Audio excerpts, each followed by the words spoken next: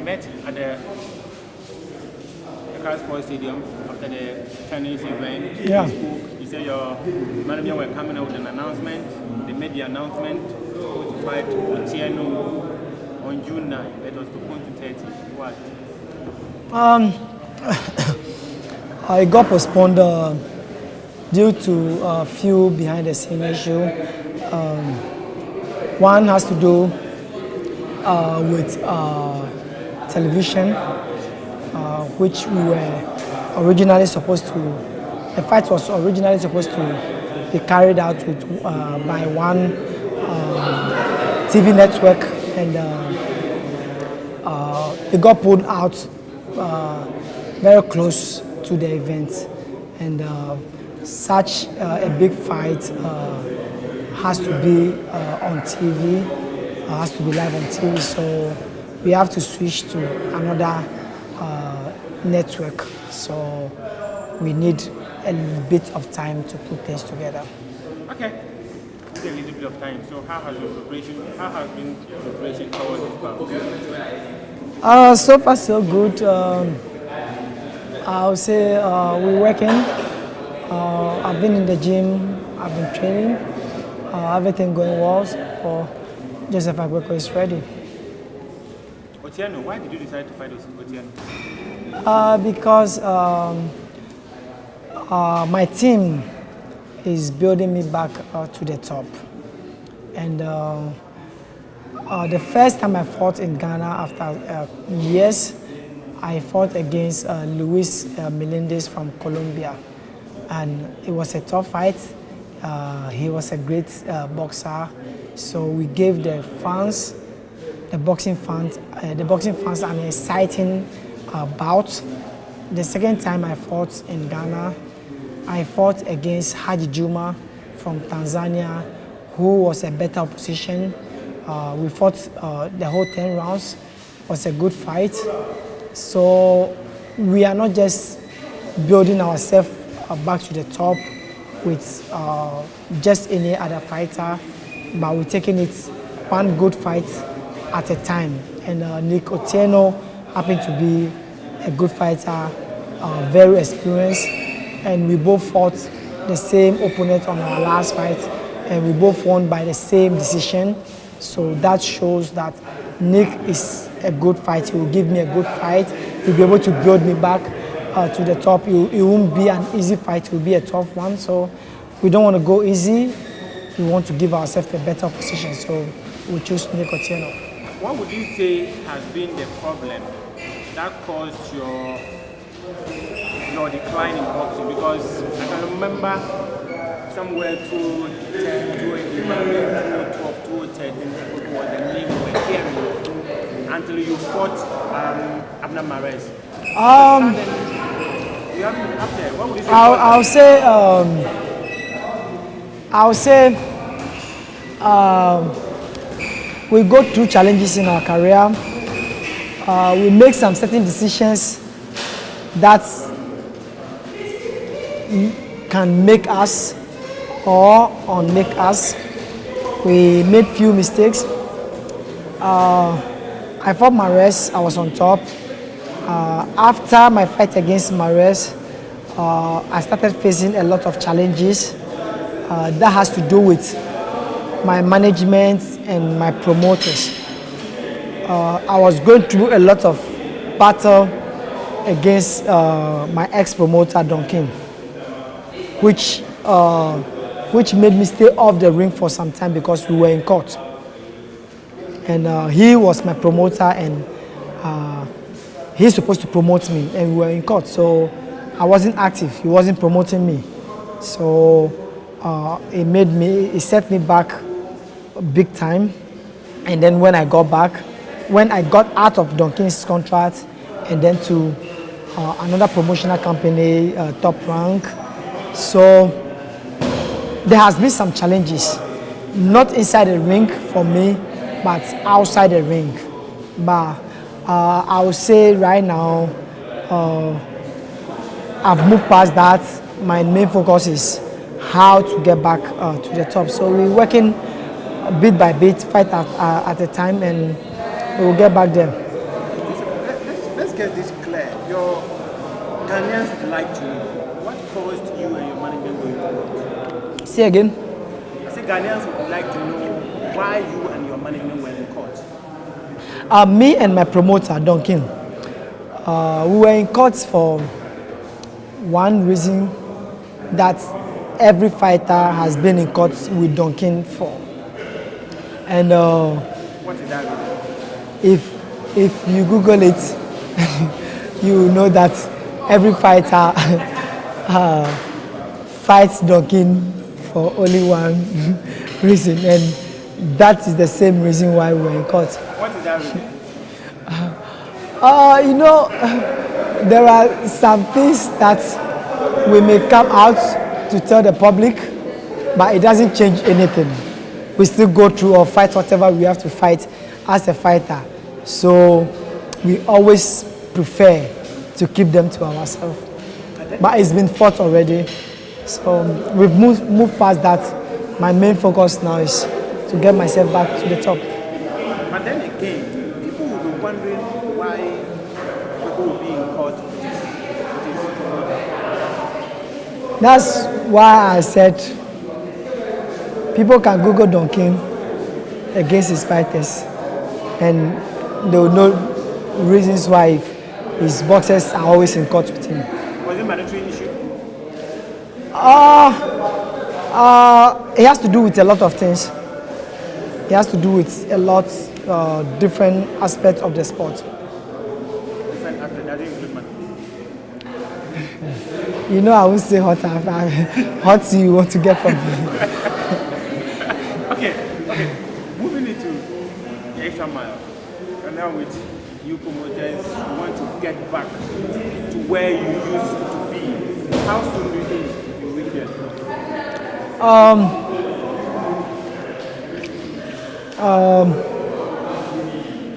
I'll be fighting Nick Otieno, who has a very good record, who is an experienced fighter.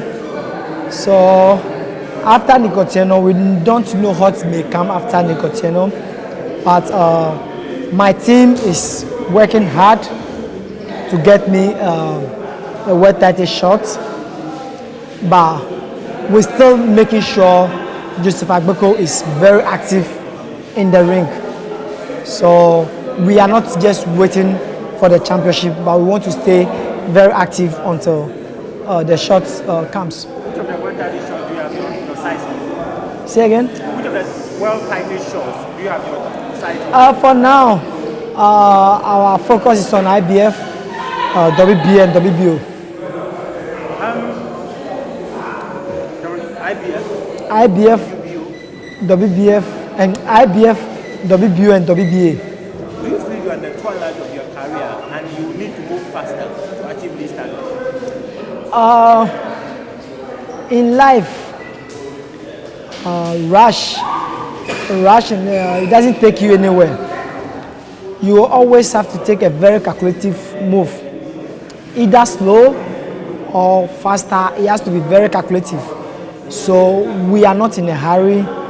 We are making sure we stay active to keep us in our best form as a boxer, and also making sure the management and the promotional companies, they also doing the right thing to put me on top. So we are never in a rush. I'm not in my ending part of my career. No.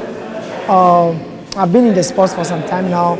I'm not as young as I used to be 5 years ago, and I'm also still not at the end of my career. So Joseph is taking it a fight at a time.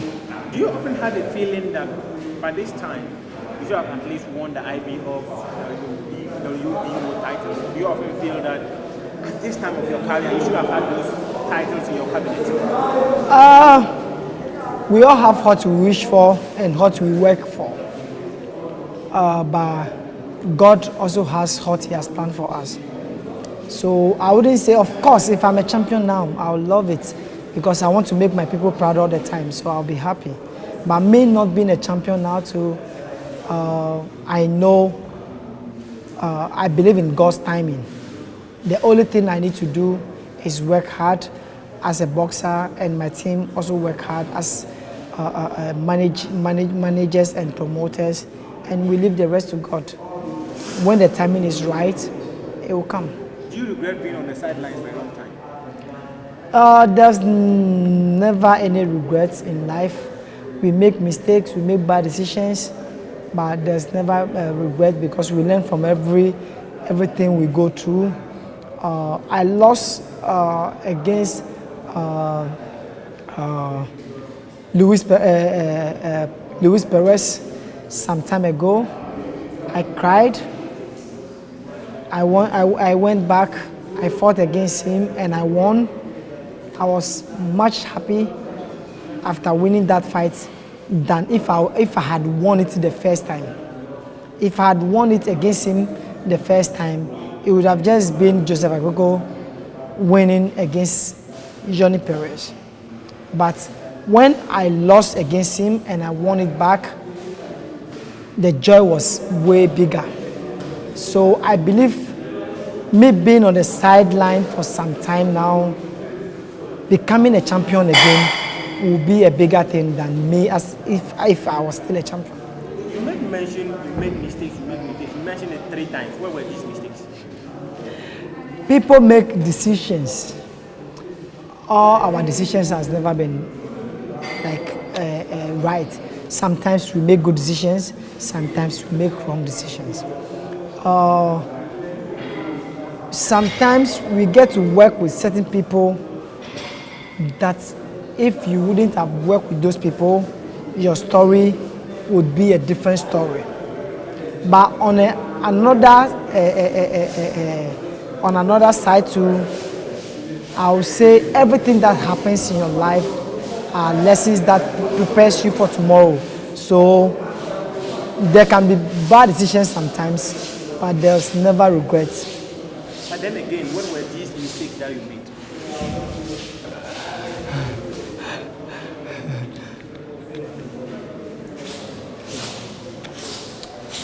Yeah, tough journalist.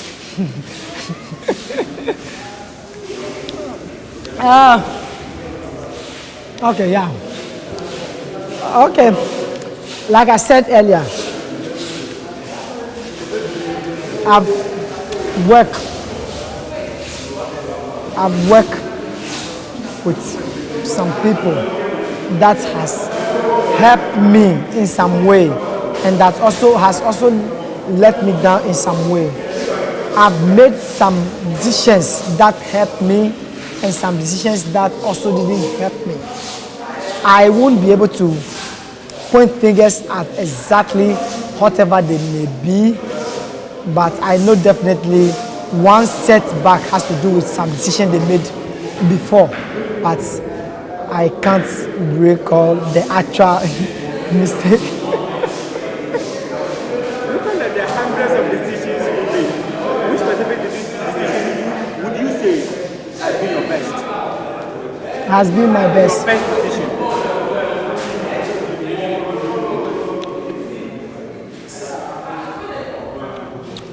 I would say, to talk about the best decision I made, I would say I'll go to the opposite side.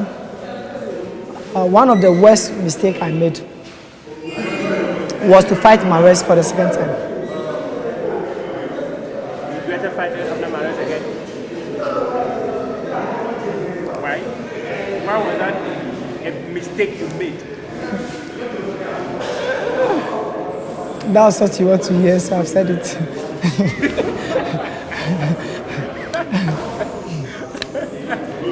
Because I'm working with Kosi. Yeah, I regretted fighting Mares for the second time because What about? because the first fight against Mares would have gone my side as the winner or even a draw if it gets worse.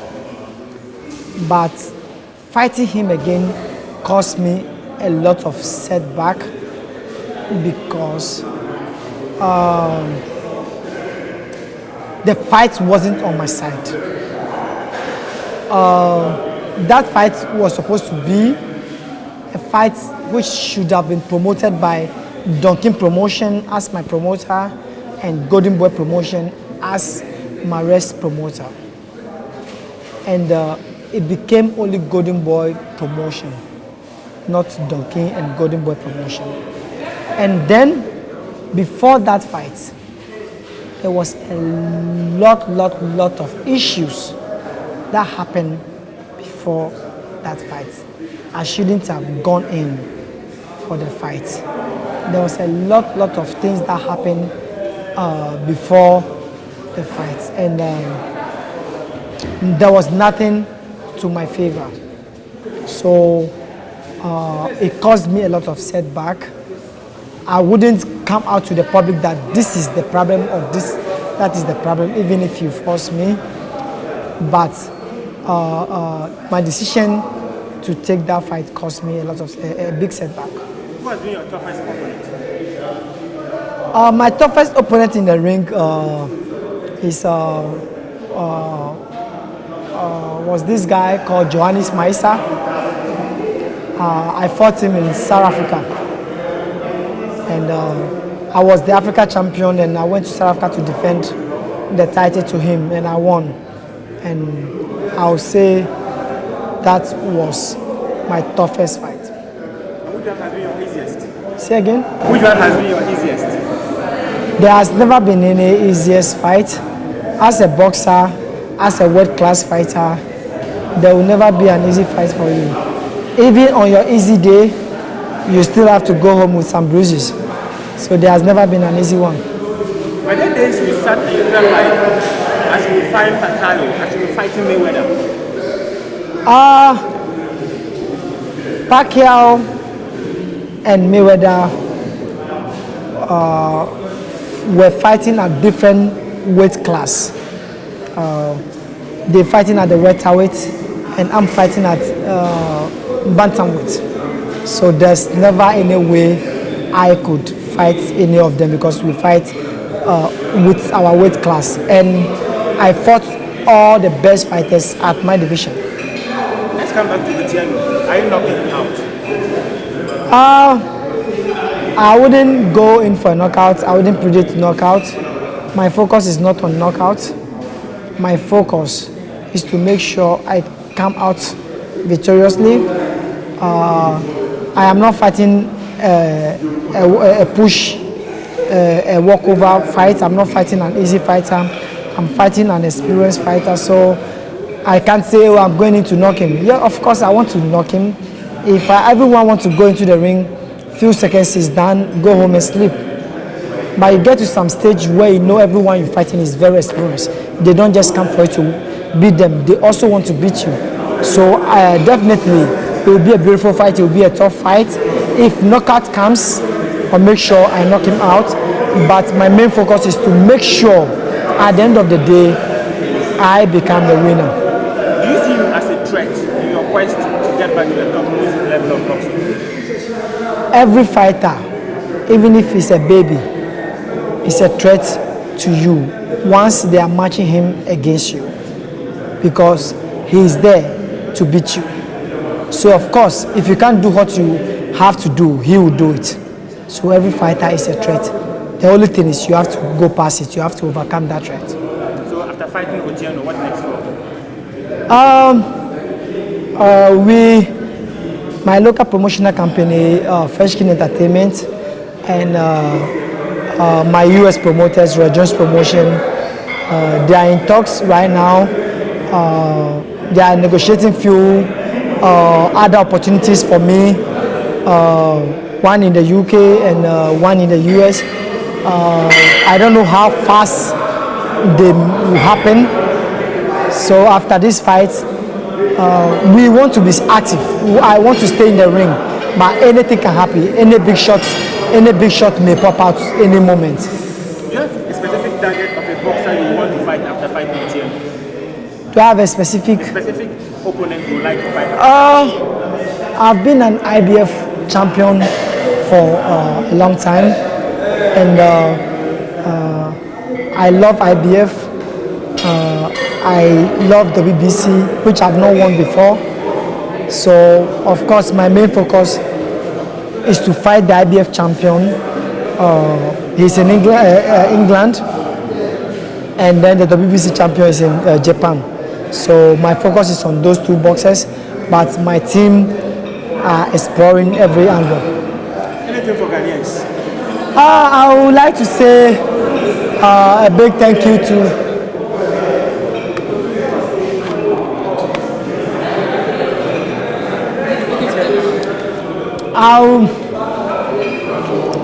I would like to say a big thank you to my team. First of all, my local promoters, Fresh King Entertainment. They are doing a great job. My trainer, Coach Ofori Asari, and Coach Mate, Joseph Mate, and the rest of the team. I want to thank our media partners. Of course, our official media partner, Kwesi Sports, Foresight TV, Metro TV, Zongo TV, Daily Graphic, Daily Guide, every media house that is supporting this agenda. I say a big thank you to you. I want to say a big thank you to our partners, Kwesi Sports once again, Ghana at 60. Of course, Ghana is celebrating 60 years of champions. Ghana is 60 years old, and Ghana has produced 7 world champions. So we're celebrating champions come 30th of June. I want to thank a special energy drink, Goldline Mining, Magdan Group of Company, Stanbic Bank, Appointed Printing, DDP,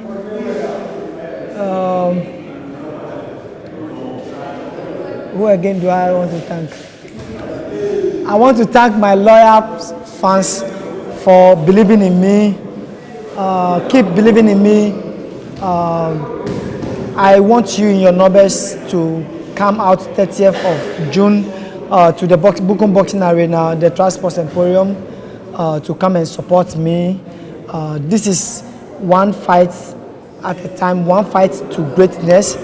Without you, Joseph Agbeko can't do it. So please, I need you in your numbers to come and support, and let's make Ghana great again. Thank you very much. And a big thank you to one of Kwesi Sports journalists, my big boss, Muftar. Yeah, thank you. You've been holding it down for us, and we appreciate that. Kwesi, the #1 sports channel in Ghana. Thank you. Sorry. Yeah.